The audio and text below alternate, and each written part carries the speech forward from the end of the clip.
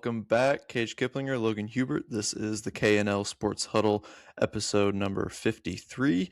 We were recording this on Monday, March 9th. Logan, we've got a busy episode here today. We got a lot going on in the sports world. It's conference tourney week in college basketball, so we'll be diving into all the best matchups and which teams still have a lot of work to do as we race to the finish line. That is Selection Sunday, which we will be live streaming this Sunday, March 15th at 5 p.m. Central, 6 p.m. Eastern. Don't miss it. We will be reacting live to the bracket as it is revealed right here on YouTube. You can also catch the stream after if you're busy. We also got a little short preview for the Players Championship this weekend. Give our best bets on the unofficial fifth major of the PGA Tour schedule. Continuing my MLB all-time rosters reveal with the NL Central. It's going to be a fun one today. Make sure to hit that like button, subscribe to the YouTube channel. Every bit helps. We love the following we have, but we will welcome any new subscribers. But if you prefer listening on Spotify, the link to our page is in our YouTube channel description. You can also get us on Instagram at HuddleKL Sports for breaking news and clips from our episodes. Logan, take it away. We got a lot going on around the sports world than what we're just talking about today. So let's hear it. Yep, starting off in the Florida Swing, I guess you can call it, the Arnold Palmer Invitational in Bay Hill was a tight one. Daniel Berger led from start to finish until Batia, Akshay Bhatia, or Batia, however you want to call it. I've heard both. Forced a tie. I know he looked like he was going to win on that 18th hole, but Daniel Berger hit a clutch putt to force the playoff. But frankly, they played the 18th twice, and Daniel Berger's tee shots just kind of ruined it for him when what was an otherwise really good weekend for him. Because you really can't even say he choked really Sunday because he shot a 70. He shot fairly well. Body got hot. He got really hot on that back nine and made up a lot of ground.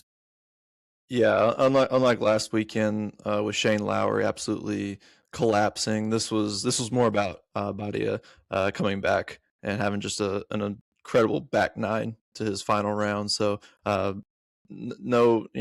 obviously a tough weekend for Jake Berger, but a lot of positives to take away from this tournament. MLB news, Braves, Jarrett Erickson Provar suspended 162 games for a second positive performance-enhancing drug test. Yep, that is a full season. Unfortunate news for the Braves, but I like the use of PEDs. I think it makes sports interesting. I think especially baseball, but it comes with punishment. Yep. It's just sad, like why he would even try this again.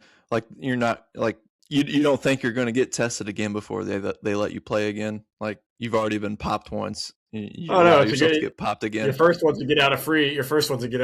So you can do it again. Yeah. Good point. And then Jason Tatum, he made his return with the Boston Celtics on Friday night against the Dallas Mavericks. He played 27 minutes and almost had a triple-double. He had 15 points, 12 rebounds, 7 assists. And since then, I think they played yesterday against the Cavs. He had 20 points in 27 minutes. So, I'm not going to say he's right back where he was, but, really good start. The start of his first 2 games back after Achilles. Dude, the time, the lack of time that it took for him to recover, just being so ahead of schedule, it's crazy how he's already made it this far back and to be performing the way he is. I would start, probably not now. The value probably isn't there now, but when the news first broke, I would have jumped at that for some Celtics futures for that. This is gonna be really interesting come playoff time. Yep, absolutely. And then in the college football news, over the past week, Lou Holtz passed away at the age of 89, mostly well known as being Notre Dame's head football coach in the 80s and 90s, won the 1988 national title, going undefeated with Notre Dame, perfect 12-0. Also, that stops at William and Mary, North Carolina State. The New York Jets. He did have a short NFL tenure. Didn't go too well. Obviously, that's why you might not have known that, but he was 3-10 overall. But Arkansas, Minnesota, and of course Notre Dame, and then he finished his career with South Carolina. Also, really well known as being an analyst on TV.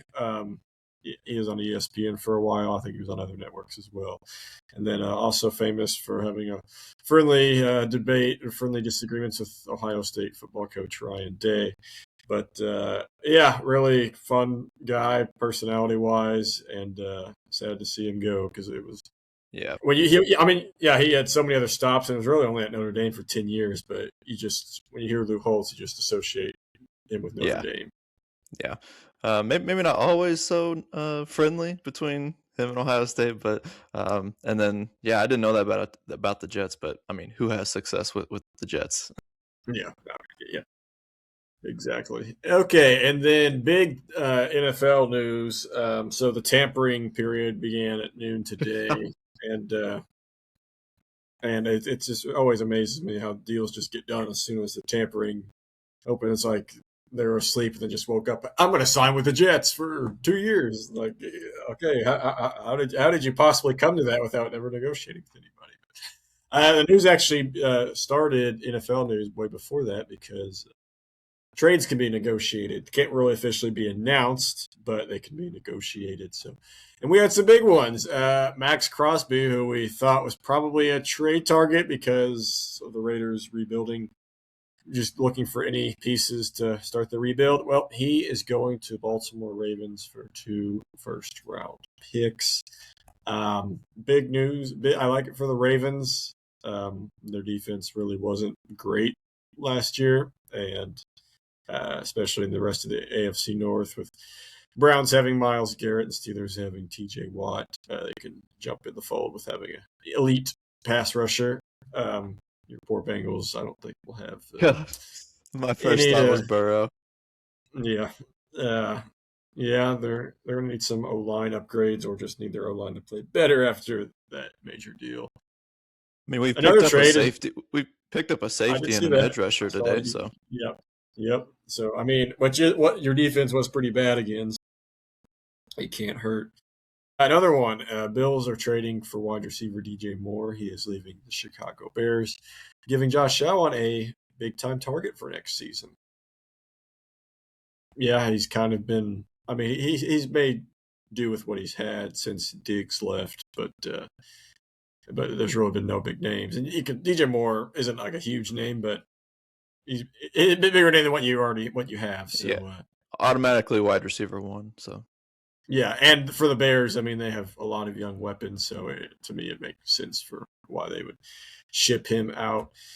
And then the Chiefs have dealt away Trent McDuffie, their cornerback, to the Rams, which I think is big for the Rams. I mean, I feel like they have like one. This could be their last 2 raw. I highly doubt Stafford comes back after this coming year, just because I think he was on the fence this year a little bit after this year, but he said he was going to play. So this could be they should probably go all in, and they were so close last year that all chips are in this year.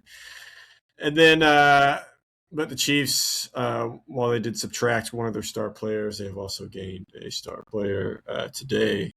Super Bowl MVP Kenneth Walker III is signing with the Kansas City Chiefs. So he is joining Mahomes, Xavier Worthy, Isaiah Pacheco, and Travis Kelce, who apparently is coming back. They announced today. He's back. He's back. I don't really think he's that big of a name anymore, other than off the field. Just you could just tell he's really on the decline right now. But yeah, he might still be a threat in the red zone. But still, I mean, huge get for the Chiefs as a dynamic back. We just saw how dominant he was in the Super Bowl. For Seattle, it's you don't really see this too often, losing your Super Bowl MVP just 1 month after you win the Super Bowl. So, yeah, interesting. But, I mean, they're going to ride with Charbonnet in the backfield they already have. So, I mean, Charbonnet, I don't know what's going to happen to him. He's not going to be used to getting the ball outside of the red zone. So, right. He won't be used to this big-time workload. And then other news, Cardinals predictably, I think, released QB Kyler Murray, so he's going to be on the market. The Dolphins picked up quarterback Malik Willis after letting Tua Tagovailoa walk, and Tua is going to the Atlanta Falcons. So Did not Tua take and Michael, long. All in a yeah, day's work. all in a day's work. Tua and Michael Penix can maybe share the same hospital room together when they both inevitably get hurt. So, yeah, the Texans released running back Joe Mixon. Not too surprised about that after their acquisition for Montgomery. David Montgomery. I guess Mixon's cleared to play. He had kind of sat out all year. They said due to injury. I guess that was it. I don't know because it kind of there was a thought he could come back and he never did. So who really knows? And then Raiders released quarterback Geno Smith. I'm shocked by that. I thought they were going to ride with him for another year after such a terrific year, getting the number one overall, leading them to the number one overall pick last year. I mean, if Mendoza turns out to be a really good quarterback, they should probably hang Geno's jersey in the rafters or retire his number because of what he did for them. And then lastly, I will say the Colts did retain Alec Pierce. There was thoughts that, well, actually, it sounded like there were higher bidders for him. People are clowning the Colts for paying him that much money, but it looked like the Patriots and 49ers were willing to give him more. Yeah. There was clearly a market. There was clearly a market for him because of how good of a deep threat he is. So yeah, and the Colts were able to retain him. I was kind of surprised about that, given their. I assume Daniel Jones will be back. I mean, his contract situation is getting kind of iffy right now. But then the Colts did lose Michael Pittman Jr. He was traded to the Pittsburgh Steelers shortly after Alec Pierce was signed to his contract for basically a draft pick swap. Goal of that was basically for the Colts to dump his salary off to another team. That's why they didn't get very much off of him, but he did lose production last year, so I think they were willing to get rid of him. So, any thoughts on any of that or anything I forgot? Because I mean, they're still rolling in. Yeah, any thoughts? Mike Evans to the 49ers. Oh, yes, that's about it. But yeah, a lot of action today. Like just happening. Most of this happened today before we got on. And man, the Falcons, they have a thing for lefty QBs. I don't know. It's just it's a theme. Now they got two of them, and interesting case there we got in Atlanta. I like Seattle also retaining Rashid Shaheed. I think that's big for them because they signed in the middle of the year last year, and he was a big part of their Super Bowl run. So that was good for them. I guess another one, kind of one that's not talked about too much because he didn't really play much last year, but he's really good. Broncos released Dre Greenlaw. I feel like he's going to be a big name on the market for teams looking for an edge rusher. We'll take him. Yeah. We'll get it. Yeah. We're losing Hendrickson, so we need all the help we can get. All right, good stuff, Logan. Moving on to our campus corner. And as mentioned before, it is conference championship week in college basketball. It's one of the best weeks on the sports calendar. Over the next 7 days, every conference tournament will decide an automatic NCAA tournament bid, and it's also the last chance for bubble teams to make their case before Selection Sunday. So there are 31 automatic bids from conference tournaments, and the committee selects 37 at-large teams. So before we get into the conferences, Logan, let me ask you, do you think this week is more about teams earning their bids or bubble teams losing them? It's weird because over the weekend it didn't look like any bubble team actually wanted to be in the tournament because basically every team that was on the bubble lost. I mean, I'm not even Ohio State. I'm not even going to say they're on the bubble anymore, just because they shouldn't be. Hopefully, they're so far ahead of everyone else because everyone else just keeps losing. So yeah. I mean, some bracketologists still have Auburn in the field, even though they're 16 and 15, and like some still have Indiana in the field, even though they're 18 and 13, and they're quad 1 and 2. I mean, but I mean, who else would you put in there? I mean, that's just how bad the bubble is right now.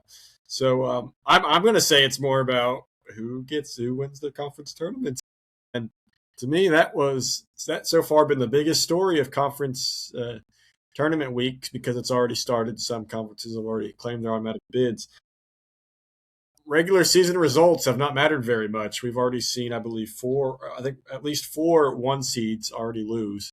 And they're Central Arkansas lost, Navy lost, Belmont lost in the Arch Madness. And really, a lot of teams got upset because Northern Iowa was the sixth seed in that, and they ended up they're getting the automatic bid. And then UNC Wilmington, and I mean, especially UNC Wilmington and Navy were like kind of teams that have been, and Belmont, especially Belmont, are teams that were like circled, like, okay, this is a team that is going to give a 5 seed or a 4 seed a run for their money, but they're out. I mean, they despite all their success this year, because I mean, yeah, they dominated their conferences, just coming up playing one bad 40-minute session, or just having your opponent just playing their best game of their season, that ends it, and then you don't have a chance at the big dance. So, yeah, to me, that's the biggest story, because it doesn't look like, one, any of these bubble teams will even have a chance to do anything in the tournament if they get in, because they're so bad. And two, none of them really feel like they want to be in anyways. So, yeah, more watching the conference tournaments to see who. Yeah. So right now, most projections have Duke, Arizona, Michigan, and Florida at that 1 seed line. Florida obviously getting in there. We thought that they were the most deserving to get that 4th 1 seed, and UConn made it easy for them.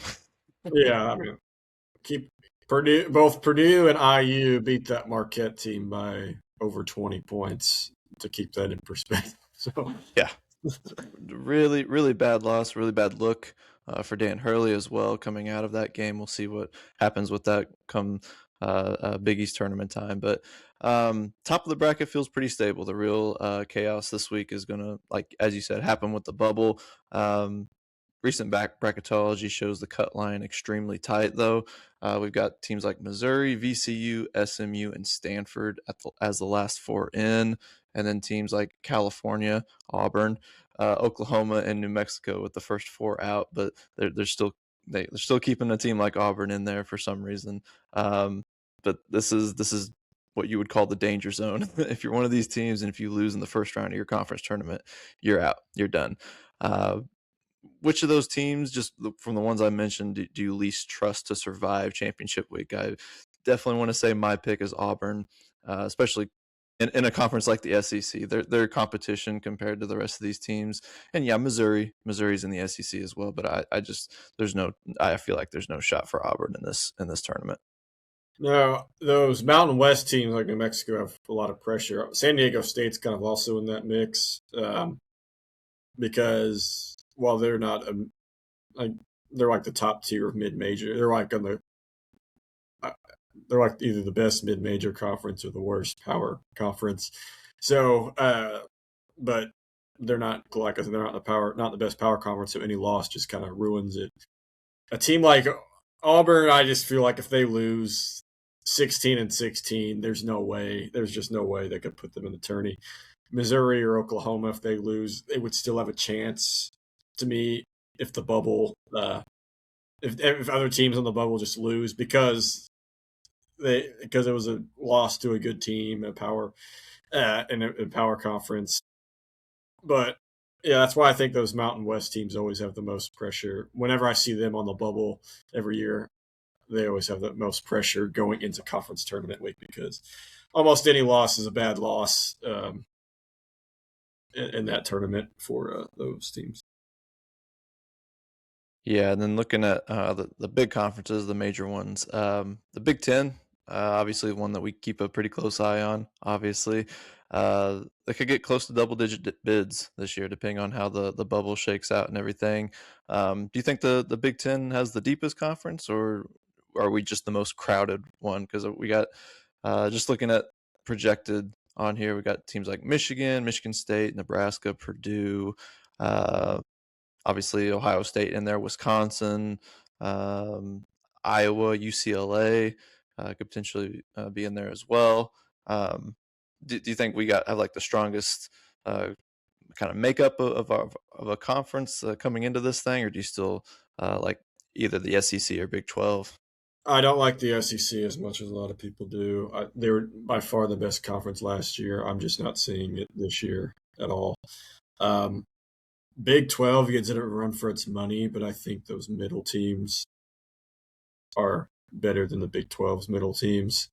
Uh, I mean, at the top of the Big 12, you got like Arizona, Iowa State, Houston. I mean, Kansas at times. I'm not gonna, not all the time, but maybe sometimes. bet Um, maybe better without Peterson in the lineup. yeah, who knows with them? But those teams are right up there with the Big Ten's top. But then you look at that middle pack, and I like the Big Ten more. So yeah, if we're talking about top to bottom, I think right now it's the Big Ten's the best. But I mean, we've seen this story time and time again throughout the years. The Big Ten has not won a championship since 2000, so this is year 26 since that. A lot of that, in my opinion, has just been bad luck, where they get a team to the Final Four championship and then just run into an absolute juggernaut. Yeah. But I mean, it is maybe the most fascinating story in college basketball as a whole. Just the Big Ten, which is always dominant. It's not like, oh, it's just because they play each other that makes them look good. Well, no, they usually play very well in non-conference too. They points of like, yeah, we're really good too. It's just come tournament time, they just can't. No team can figure it out. Can win 6 straight. Yeah. So. Well, I'd be remiss if I didn't mention the undefeated Miami University Redhawks. Looking at them coming into their conference tournament with the Mid American, there's been a lot of talk of like if they don't win their conference tournament, they could potentially not make the NCAA tournament, and I think that's just wild and shouldn't be the case when you put together, especially when you put together an undefeated season. Like we said last week, it doesn't matter what conference you play in. If you're able to put together a season like this, no matter if you had to go to overtime with some lesser teams, if you had to come back against some lesser teams and win some really close games against games you probably should have blown teams out, it doesn't matter. The schedule might have not been that tough for them, but an undefeated season, especially this year with the way the bubble looks like, it's a really bad bubble this time of the year. So what do you think about all the discussions surrounding Miami University this year? Yeah, if I was a bubble team, I would for sure want Miami, Ohio to win their conference tournament because Akron, assuming if Miami doesn't win, Akron wins it. Akron's also a really good team. They would probably be like a 12 or a 13, but then Miami would basically be almost a bid stealer, you could say. And their projected seed would go down a little bit with a loss, obviously. So closer to that 10-11 line, which is where the bubble teams are. So yeah, if you are a bubble team, you definitely want Miami, Ohio to finish this, complete the conference tournament undefeated as well. But yeah, they obviously deserve to be in, even if they lose, even if they get blown out. I feel like they still deserve to be in. Just I mean, undefeated regular season, you have to that. I mean, why play the regular season if undefeated doesn't get you into the NCAA tournament? So I mean, they went out their conference tournament. What were we projecting? Like probably an 11, 12 seed, or they potentially get a 10 seed. I would say like a 10. I would say like a 10. That'd be my guess. And then just before the bracket is even revealed yet, would you be feeling like you'd want to take them in the first round, or you feel like they have so much attention on them that you'd probably pick against them and favor some other mid-major teams to pick as double-digit upsets? Yeah, I've pondered that question a lot, and I really don't have a great answer yet. I could see it going both ways. One, everybody doubts them, like, oh, they're going to get clobbered in the first round because they haven't played anybody, and they show up and beat that team, and then they get destroyed in the second round. It will depend on the matchup, definitely. Yeah. But or I don't think they get blown out. I don't think they get whoever they get. I don't think they get blown out in the first round. I will say that. I don't see that happening. But I do think I could clearly see that happening where like everyone's just going to pick against them, and then what do you know? They surprise people and beat whoever they face. Yeah. Keep in mind. Go ahead. Yeah, I think at this point, I think there's been so much talk around them, and they have won some really close games against some pretty bad competition that it'd be hard for me to pick them as an upset pick in that first round. I think I would probably defer to some other teams that aren't just getting as much of the spotlight. So that's Keep just in me. mind of how few first round upsets there were last year and how we think that could be a trend in the NIL and transfer portal era. So just keep that in mind. But where Miami, Ohio will be seeded by seeds, it won't really look like too much of an upset if they win, but it would be a mid-major versus a power team. So it would also be a pretty big upset, in my opinion, if they win. If we want to wrap this up with just some matchups that you're looking forward to in some of these conference tournaments. I don't know, you probably have looked at the Big Ten tournament a little bit. Just some of the matchups that you're seeing or could potentially see in following rounds, because I know like we got like 2 different rounds of buys that teams get in that tournament. So Yeah, anything Big Ten you're looking tournament. forward to? Big Ten tournament starts tomorrow. You can believe it. It starts tomorrow and ends on Sunday. That's how long it is since they've now decided to include all 18 teams. As a Purdue guy, there was no excuses for them getting a 7 seed, but they couldn't really have gotten a much friendlier path because they will play likely Indiana or Northwestern, and then get Nebraska, who really nobody trusts at all in the postseason due to their lack of success in years past. And then, so I mean, this is for me. This is the get right spot for Purdue. They don't have to win the Big Ten Right. tournament, but just start feeling better about themselves. That's big. But then I think there is a little bit of pressure on Florida to win because they've dominated the SEC all year. So to go out with the stamp, then that just automatically secures the 1 seed. If they don't, then things could get dicey if UConn wakes up and decides to dominate the Big East tournament. Then you look back and say, oh, okay, well, I mean, UConn has the better record, and they beat Florida earlier in the years. That's why I think there is a little bit of pressure on Florida to secure the 1 seed. They might have to win. They still might have to win their tournament, especially since they're pretty far ahead of the rest of their conference.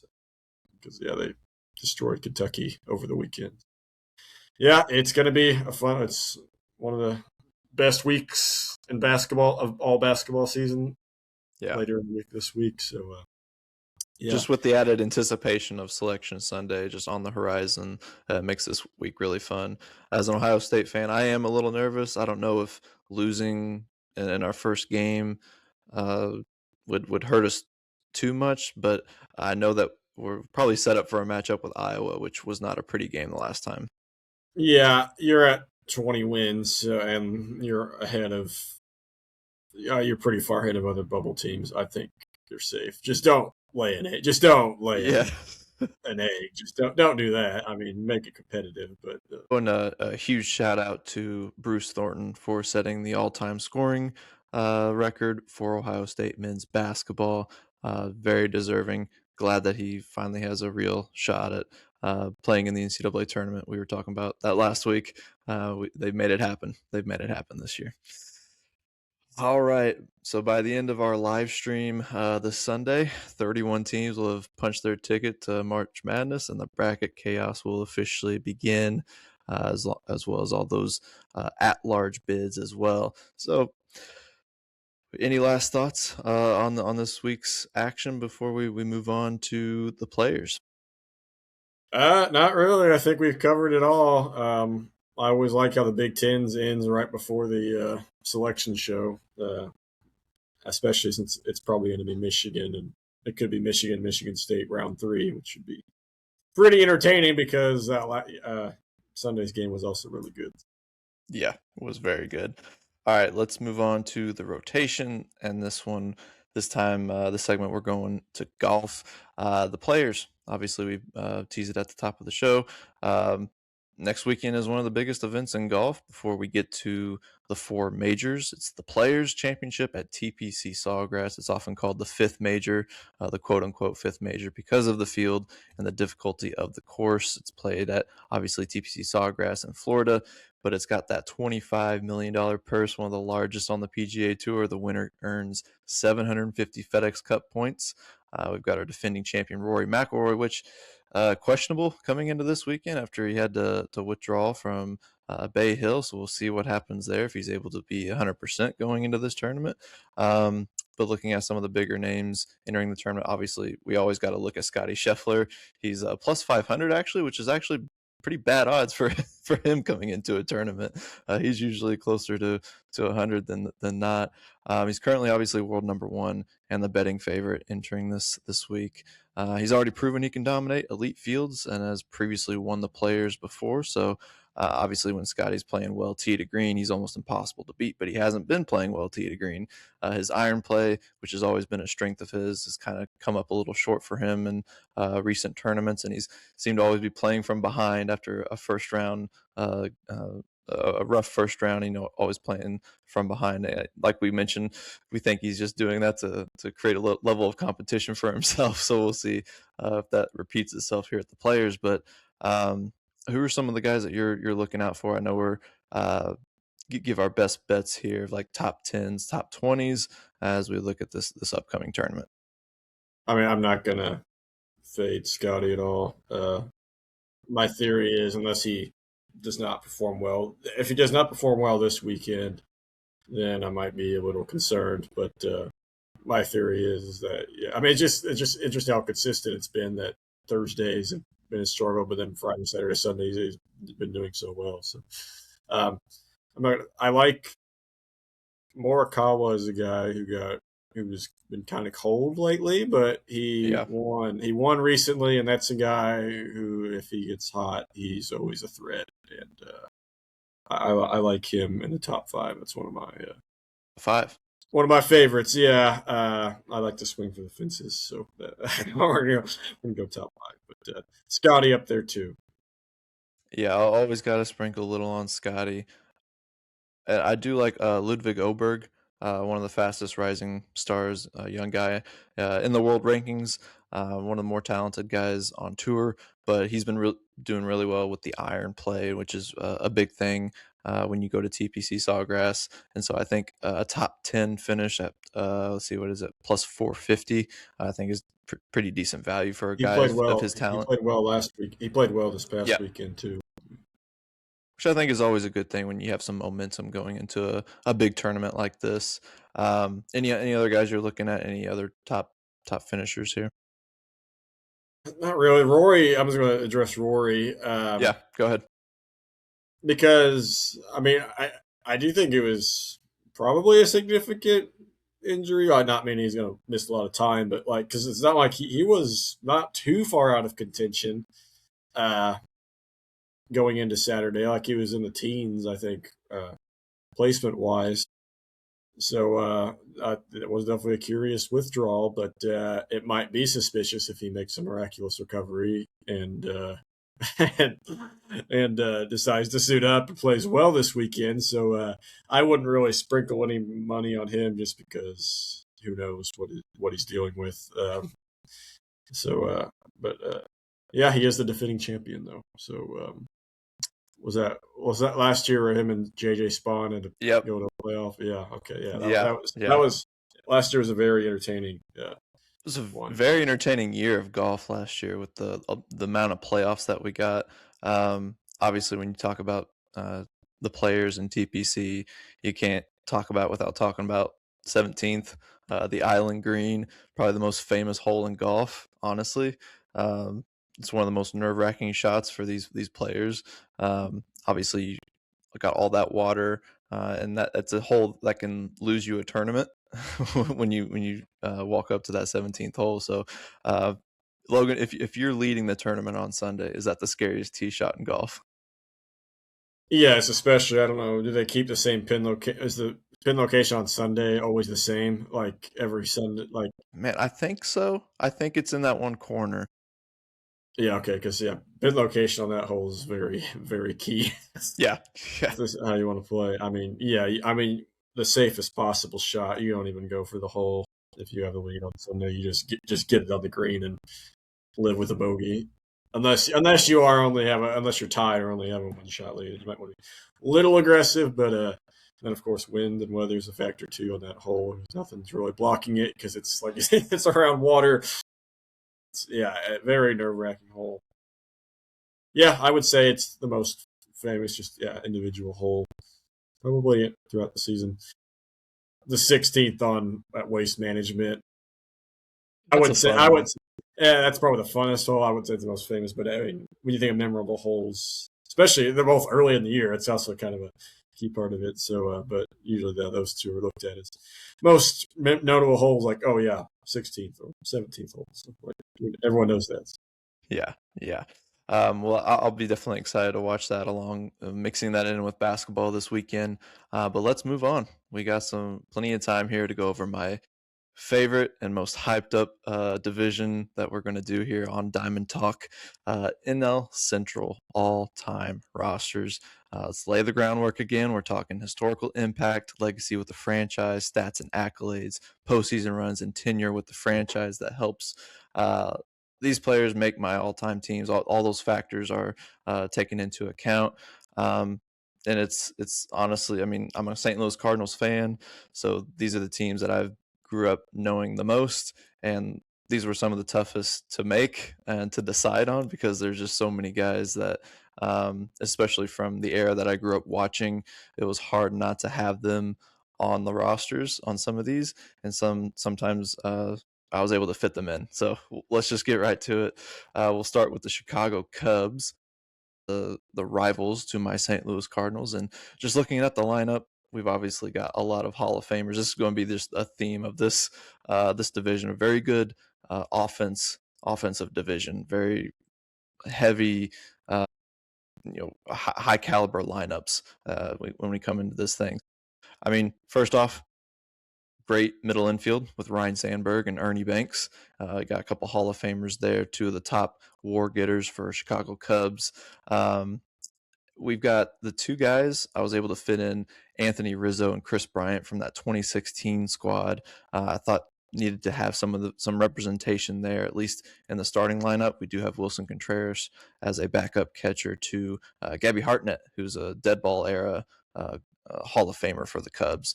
But we definitely get some of that 2016 flavor in there. Obviously, Sammy Sosa, synonymous with that 1998 season, him and Mark McGwire. So we might be seeing that rivalry, see the other player in that when we get to the Cardinals.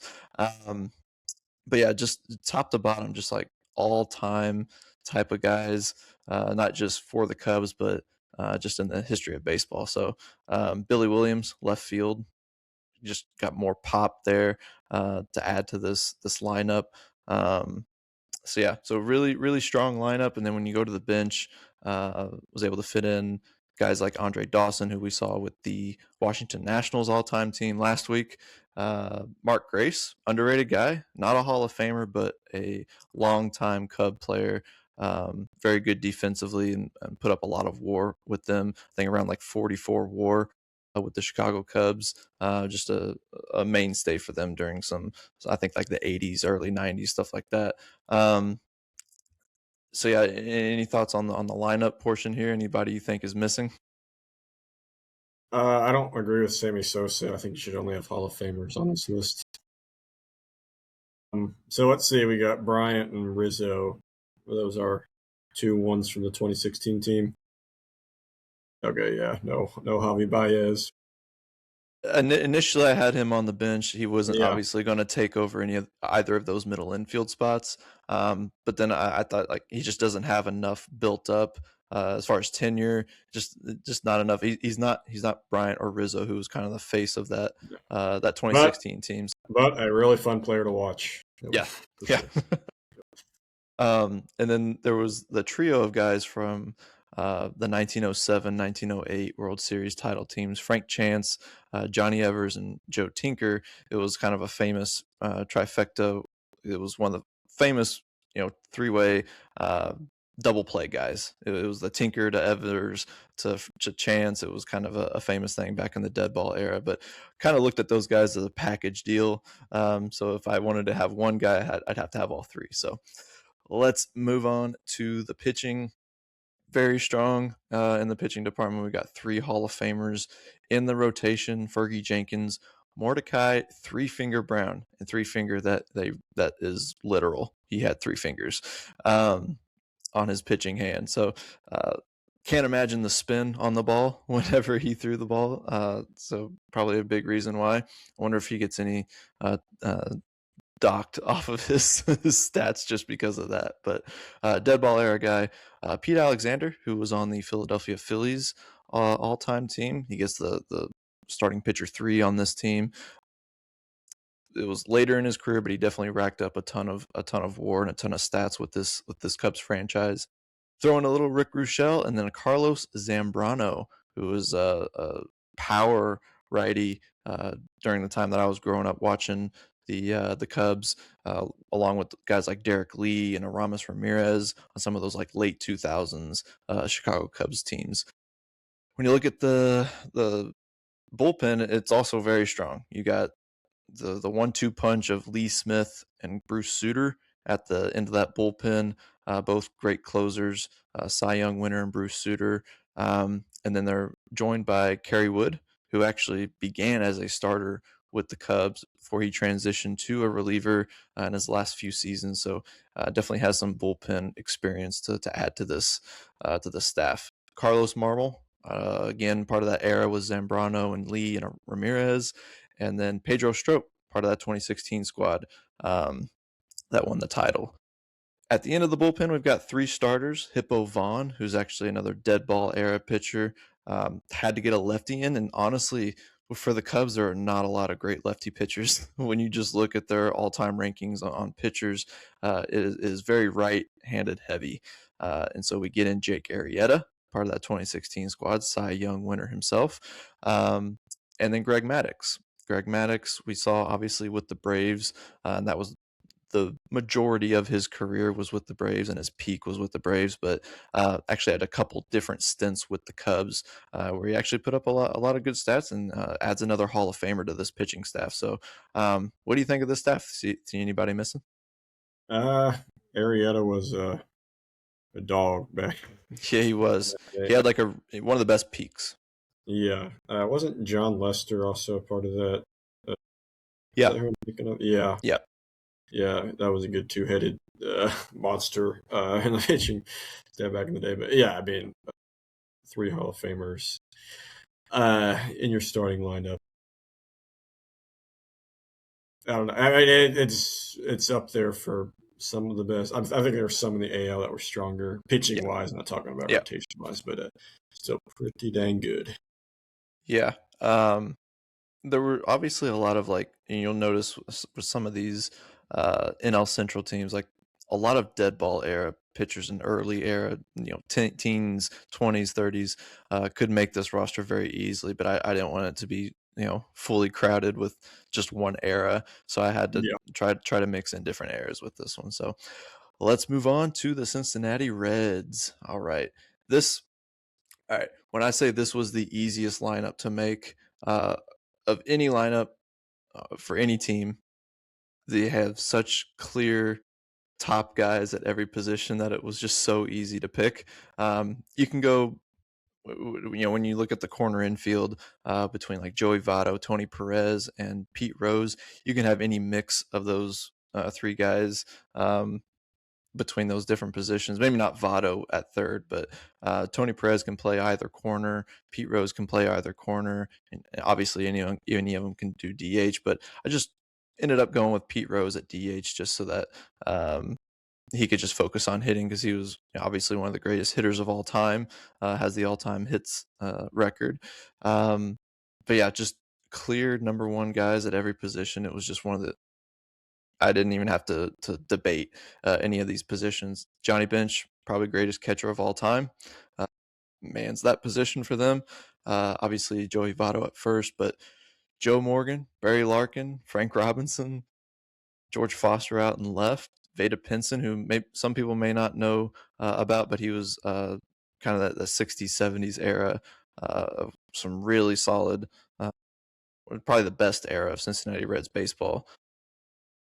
But just a 5-tool talent. He could speed, defense, contact. It was all there. When you look at other players at center field, obviously King Griffey Jr. comes to mind, but he had a bit of a fall off, so I couldn't have him on this roster. It didn't really work out as well as the Reds had probably hoped whenever they got Griffey Jr. but there's just a lot of guys from the Big Red Machine era of the 70s and those 75, 76 championship teams, obviously from Morgan and Perez, Foster, Rose, Bench. I mean, all those guys were on those teams. And then you get a little dash of the 1990 Nasty Boys team with Barry Larkin in there. So it's one of the best lineups that you're going to see. I think it's like worthy of a top 5 all-time lineup across all of these teams, right up there with the Yankees and Red Sox and A's and Tigers that we've already gone over. On the bench, we get another Hall of Fame catcher in Ernie Lombardi. And then you can maneuver this around a little bit, and you could do like Ted Kluszewski at DH and maybe put Pete Rose in center, and then that can make this lineup even better. But I chose to keep Pinson in center field just to have those primary positions in place.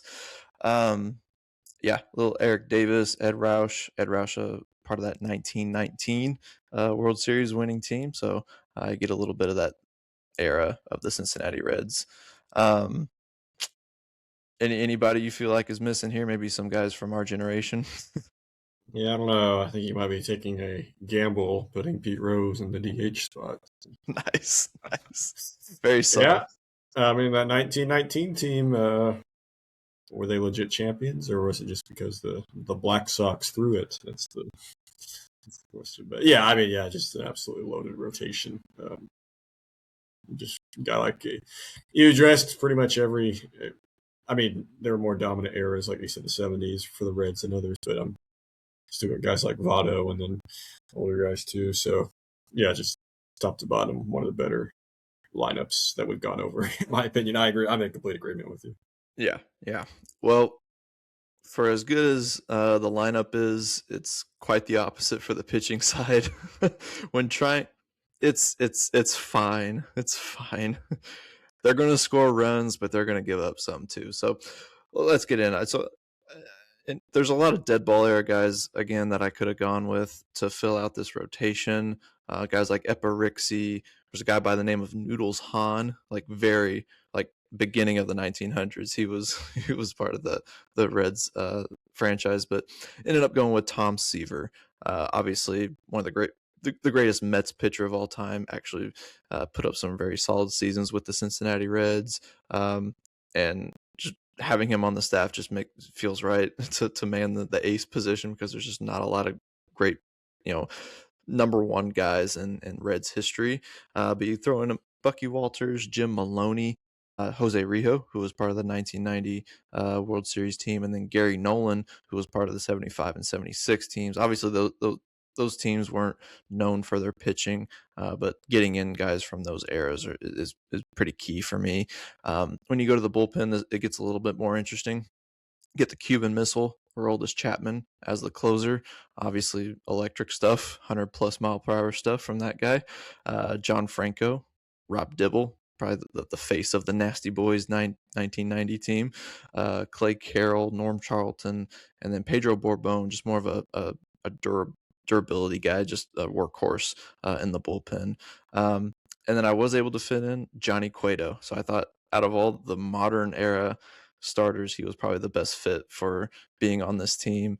I prefer Bronson Arroyo with the leg kick, but I thought Cueto probably has the better stats to be able to make it onto this team, even though he was part of that infamous brawl, probably the greatest brawl in all of baseball history between the Cardinals and Reds, when he was kicking at my beloved Chris Carpenter as he was backed up against the fence. So what do you think of this, Steph?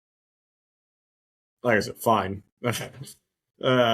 It holds them back from being, with how great the lineup batting rotation is. It holds them back from being up there in contention with Yankees and Red Sox and a couple of the NL East teams.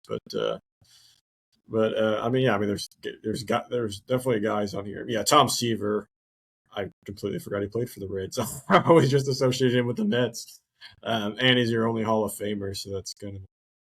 Yeah, you got to have Chapman on here. I'm glad to see Aroldis Chapman on here. Guys like Brandon Phillips, Jay Bruce, Adam Dunn, guys that I grew up watching, just couldn't quite cut it. They weren't going to be starters, and so wasn't any point in even having them as bench guys. So yeah, and I mean, the success, they didn't have much success either. I mean, yeah, I knew those guys as well, but like they didn't have enough success to put them on here. I don't think. But yeah, Votto. Votto's the key one. Votto's the key one from this 2010s era that you absolutely had to be on there. So.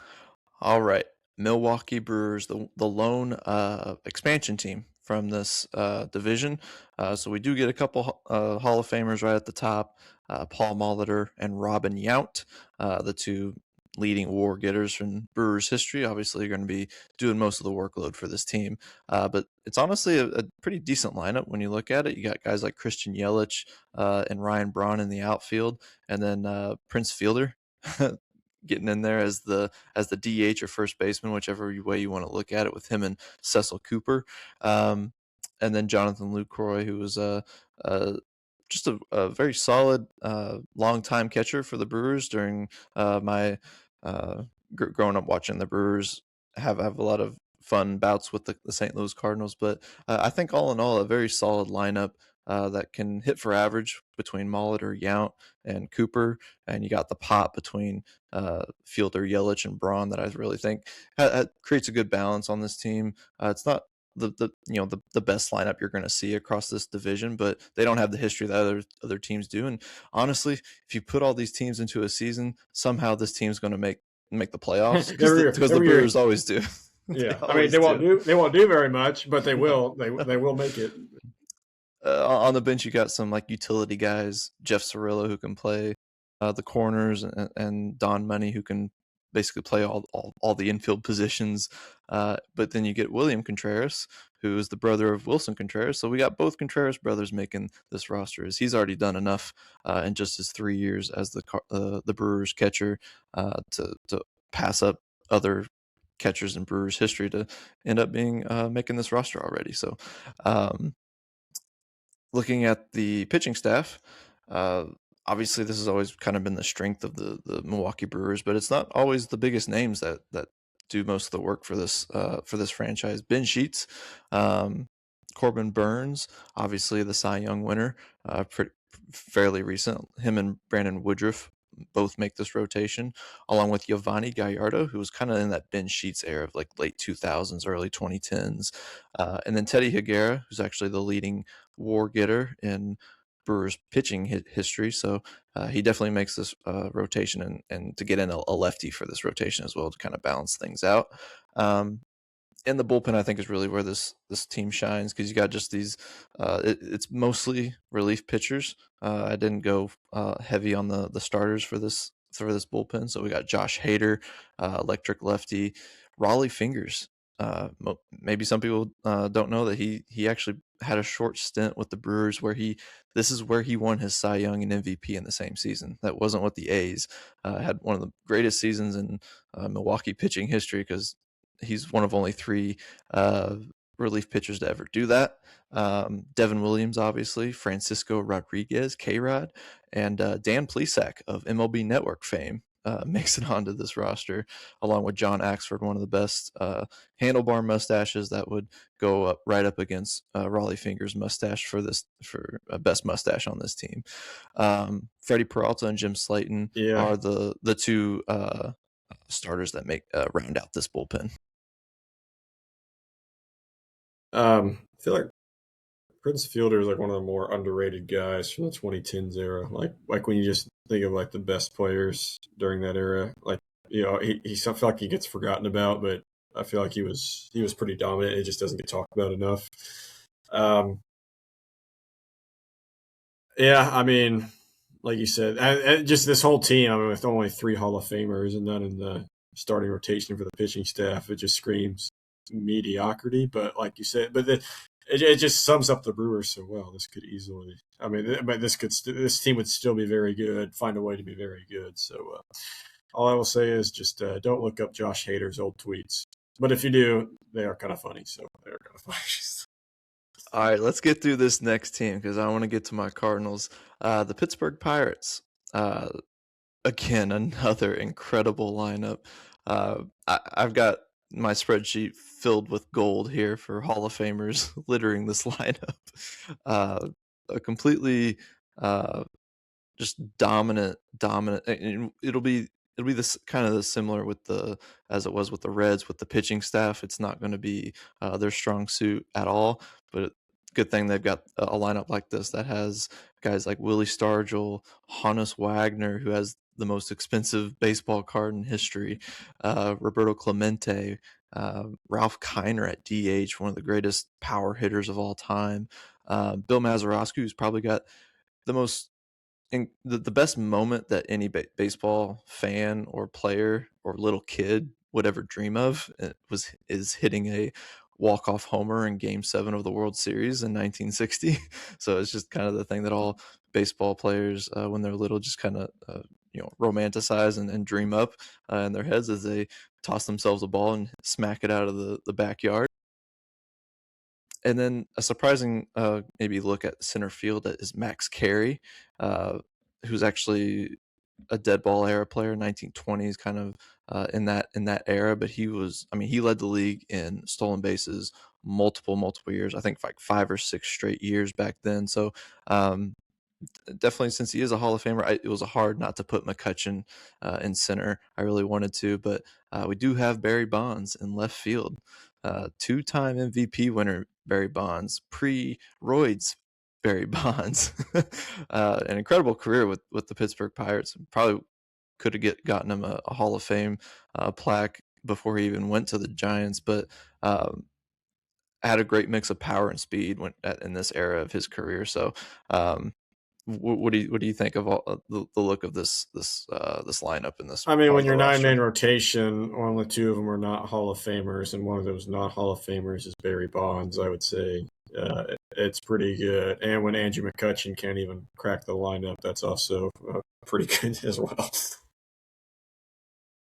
Looking at the pitching, no Hall of Famers. No Hall of Famers. And I am not willing to put Paul Skeens into this rotation yet. So, but I think in maybe like 2 short years, he might crack it, and we might I do feel like this he again. has to be just because of the lack of. I mean, these guys were good, but the lack of like big Yep. names, you would have to put him. Yep. So Babe Adams, Bob Friend, and Vern Law, part of that 1960 team, get a little bit of that. The 90s with Doug Drabeck, and then obviously dead ball era with Wilbur Cooper. But in the bullpen, Roy Face, Kent DeColve, and Mark Melanson. That's someone from our era that he was really consistent and efficient relief pitcher for them. Doc Ellis, a very huge character for them in the 70s.